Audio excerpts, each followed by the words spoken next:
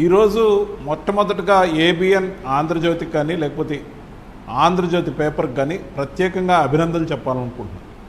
ఎందుకంటే ఏదన్నా ఒక న్యూస్ బ్రేక్ ఇచ్చిందంటే చాలామందికి డౌట్లు వచ్చినా కూడా ప్రతిసారి ఏబిఎన్ కానీ లేకపోతే ఆంధ్రజ్యోతి పేపర్ ఇచ్చిన ప్రతి న్యూస్ కూడా నిజమై ప్రతిసారి ప్రూవ్ చేసుకోవడం జరిగింది. షర్మిల గారి గురించి వార్తలు రాసినప్పుడు అన్నా చెల్లెళ్ళకి విభేదాలు వస్తాయన్నప్పుడు, తర్వాత షర్మిల గారు కాంగ్రెస్లో చేరుతున్నారన్నప్పుడు, దానికన్నా ముందు షర్మిల గారు ఇంకొక పార్టీ పెడుతున్నారన్నప్పుడు ప్రతి న్యూస్ బ్రేక్ కూడా ఆంధ్రజ్యోతి పేపర్లో వచ్చింది. దాని తర్వాత డిబేటబుల్ ఇష్యూలని అన్ని వాస్తవాలైన విజయలక్ష్మి గారిని పార్టీ నుంచి పంపించేస్తున్నారని కూడా మేమే చెప్పాం. 100%. నేను అనేది ఏంటంటే ఆంధ్రజ్యోతికి ఆ నిబద్ధత ఉంది. ఈరోజు బరిలోకి భారతీ రెడ్డి అని ఏదైతే పెట్టారో 100% అది జరగబోతుందని నేను నమ్ముతున్నా. ఎందుకంటే గత కొన్ని వారాలుగా మనం ఛానల్లో డిబేట్లు కానీ పదే నేను రిపీటెడ్గా మన డిబేట్లో కానీ చెప్తూ వచ్చా, సజ్జల రామకృష్ణారెడ్డి అనే వ్యక్తి పార్టీకి ప్రమాదము, ఆయన చేస్తున్న ప్రతి పని కూడా చాలా అన్యాయంగా దుర్మార్గంగా ఉందన్న తర్వాత నేను గత 30 రోజుల నుంచి ఒక డిబేట్ కూడా రాలే. కానీ మధ్యలో వచ్చిన డిబేట్లలో ముఖ్యంగా సజ్జల రామకృష్ణారెడ్డి గారి అతి ఏదైతే ఉందో అమరావతి గురించి మాట్లాడడం, అవహేళన చేయటం, ఇవన్నీ అయిన తర్వాత సడన్గా ఈ 2 వారాల్లో ఆయన మళ్ళీ ఆ కాంక్లేవ్ తర్వాత కనపడలేదు. మీరు చూడండి. అవును. అంతేకాదు ఆ ఆఫీస్లో ఎవరైతే ఉన్నారో దాంట్లో 70% సజ్జల గారి కోసం పనిచేస్తున్నారే కానీ ప్రతి పేరు నాకు తెలుసు. జగన్మోహన్ రెడ్డి గారి కోసం వాళ్ళు పనిచేయరు. అవసరమైతే సజ్జల గారి కోసం నిలబడతారు. ఇప్పటికే వర్గాలుగా చీలిపోయారు. ఆ ఆఫీస్లో ముఖ్యంగా అంత పట్టు ఆయన సాధించడానికి కారణం జగన్మోహన్ రెడ్డి గారి యొక్క బద్ధకం, నిర్వేదం.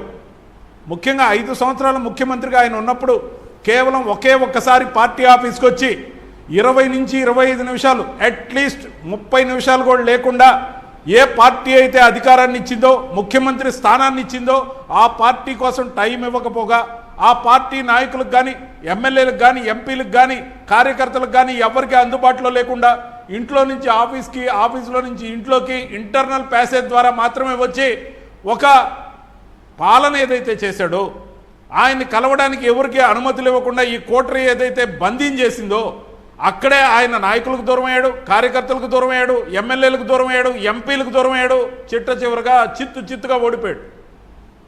ముఖ్యంగా ఈ రోజున ఒక విషయంలో నాకు కొంత డిసప్పాయింట్మెంట్ ఉంది, ఒక విషయంలో కొంత ఆనందం ఉంది. డిసప్పాయింట్మెంట్ ఎందుకంటే అదే సజ్జల ఈ పార్టీని టేక్ ఓవర్ చేస్తే, అంటే నేను మీకు ముందే చెప్పాను, త్వరలో జగన్ జైలుకు వెళితే సంబరాలకు సిద్ధంగా ఉన్న సజ్జల అని నేను చెప్పడం జరిగింది. ఎందుకు చెప్పానంటే సంబరానికి కారణం మొత్తం పార్టీని ఆయన గ్రిప్లోకి తీసుకొని ఈరోజు ఇంక ఎస్ బాస్ అనాల్సిన అవసరం లేదు, టోటల్ బాస్ నేనే డిక్లేర్ చేసుకునే కార్యక్రమం. ఆయన గత చరిత్ర కూడా అలాంటిదే. ఉదయం పేపర్ని నమ్మి మాగుంట సుబ్బరామరెడ్డి ఆయన పేపర్కి అప్పచెప్తే దాన్ని ఖాయిలా పెట్టి దాన్ని దివాలా తీయించి లాకౌట్ ప్రకటించి సోనియా గాంధీ గారిని మధ్యలోకి దింపి విలేకరుల సమస్యలు పరిష్కరించాల్సిన దుస్థితికి తెచ్చి మాగుంట సుబ్బరామరెడ్డి గారి పరువు తీసిన వ్యక్తి. ఏ సంస్థనైతే ఆయనకు అప్పగిస్తారో దాన్ని ఖాయిలా పెట్టి పాడుపెట్టి దివాలా తీయించడం ఆయనకున్న స్పెషాలిటీ.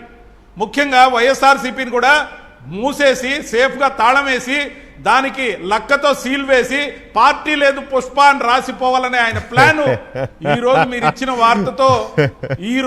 ఇచ్చిన వార్తతో కల చెదిరింది. ఎందుకంటే ఆయన పార్టీ లేదు పుష్పాన్ని తాళం వేసిపోవాలనుకున్న అంశం ఇంట్లో వ్యక్తి, ఆడవాళ్ళ నాయకత్వాన్ని నేను ఏ రోజు శంకించను. ఉమెన్ ఎంపవర్మెంట్ రోజులు ఇవి. 33% రిజర్వేషన్ మహిళలకు కేటాయించిన ఎన్డీఏ ప్రభుత్వం, రాష్ట్ర ప్రభుత్వం అన్నింటిలో ప్రోత్సహిస్తూ ఉంది ఈరోజు చంద్రబాబు నాయుడు గారి ఆధ్వర్యంలో.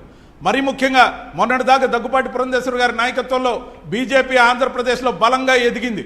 ఈరోజు మాధవ్ గారు దాన్ని మరింత ముందుకు తీసుకెళ్తున్నారు. నేను ఇందాక ఒక డిసప్పాయింట్మెంట్, ఒక సంతోషం ఉందని ఏదైతే అన్నానో, సజ్జల గారి నాయకత్వంలోకి ఒకవేళ జగన్మోహన్ రెడ్డి గారు అరెస్ట్ అయితే పోయుంటే నేను సంతోషపడేవాడిని. ఎందుకంటే బీజేపీకి ఇమ్మీడియట్గా 20% ఓట్ బ్యాంక్ మేము రీచ్ అయిపోతామనే నమ్మకం. అదే ఇంట్లో వ్యక్తి వచ్చి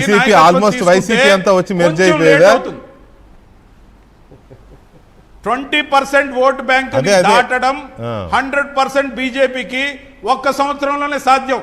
అదే సజ్జలు కానీ ఆయన టేకప్ చేస్తుంటే.